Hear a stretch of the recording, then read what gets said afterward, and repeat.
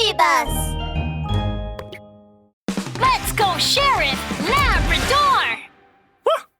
Assemble! Rainbow Explorers, Part 1.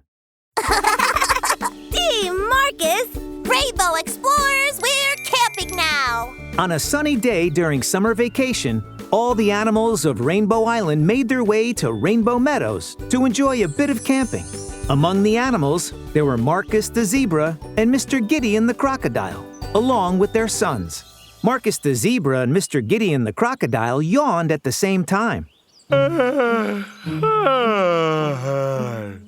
so sleepy. Marcus, but we can't fall asleep. I heard there has been a rash of recent thefts here around the meadows. If we fall asleep, the thieves might steal our wallets. Don't worry. I'll put my wallet in my hip pocket and lay it on my back, so no one can steal my wallet. Marcus, what a good idea. I'll do that too. The two dads were lying comfortably in the sun, while Lil Zebra and Giddy the crocodile had already taken out a newly purchased soccer ball and were happily playing in a nearby stretch of grassland. Lil Zebra, get it!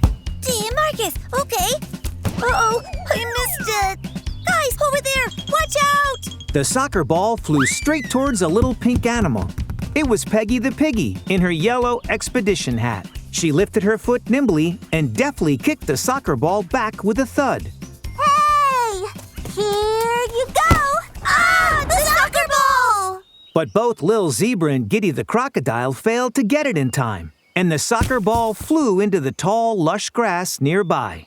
Oh no! My new soccer ball! I'm sorry, I didn't do it on purpose. That's okay, let's go find it. So Giddy the crocodile, Lil Zebra, and Peggy the piggy ran into the grass together. All the while, Marcus the zebra and Mr. Gideon the crocodile, who were lying on the grassland and basking in the sun, actually fell asleep. Their snoring was louder than thunder. That tickles. That tickles. Who is doing that? Who is tickling my butt? My butt? That tickles. Marcus!